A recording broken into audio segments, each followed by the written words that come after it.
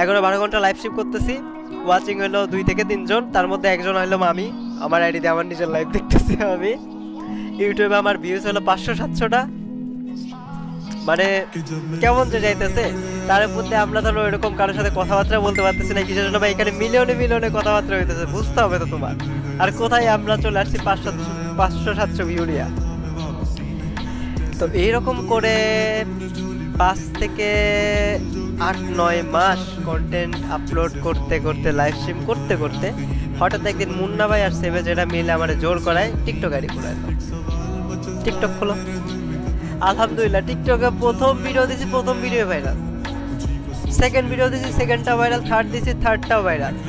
মানে টিকটকে আমি প্রত্যেকটা যে কয়টা ভিডিও আপলোড করছি প্রত্যেকটা ভিউজ চলে গেছে। মানে নতুন টিকটক আইডি গুলো ভিডিও আপলোড দিচ্ছি তাই তো বলে ভিউজ চলে গেছে ভাই। তো টিকটকে ভিউজ আসা শুরু করলো। তো একদিক দিয়ে ভিউজ আসতেছে, তো আমার অন্তরে একটু ভালো লাগতেছে যে আলহামদুলিল্লাহ একদিক দিয়ে তো ভিউজ আসতেছে। ইউটিউব আসতেছে না, ফেসবুক আসতেছে না, টিকটকে তো আসতেছে। তারপরে হঠাৎ একদিন সেভেজ আমারে বলে যে ভাই তোমার একটা ভিডিওতে ভিউজ গেছে ইউটিউবে, সাকুরা খেইপা গেলে খবর আছে কয়ে দিলাম। এইটাই হঠাৎ করে 60 না 70 হাজার ভিউ, যেখানে আবার 500-700 ভিউ মাত্র। আমি খেয়াল করিনি, সেভেজ খেয়াল করছিল।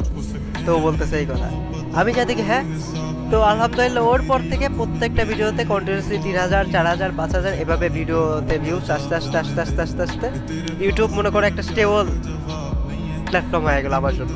মানে টিকটক হইলো, তারপরে ইউটিউব হইলো, এখন ফেসবুকে প্রথমে 5টা-7টা ওয়াচিং, তারপরে 10টা, 20টা, 50টা। ভাই 50টা যেদিন ওয়াচিং ছিল আমি তো ভাই খুশিতে আত্মহারা।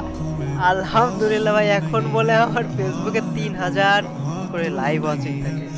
আল্লাহ, আমি জাস্ট আমার পুরান কথা চিন্তা ভাবনা করলে আমি ভাবি যে আলহামদুলিল্লাহ আল্লাহ আমারে কই থেকে কই নিয়ে আসছে। আমি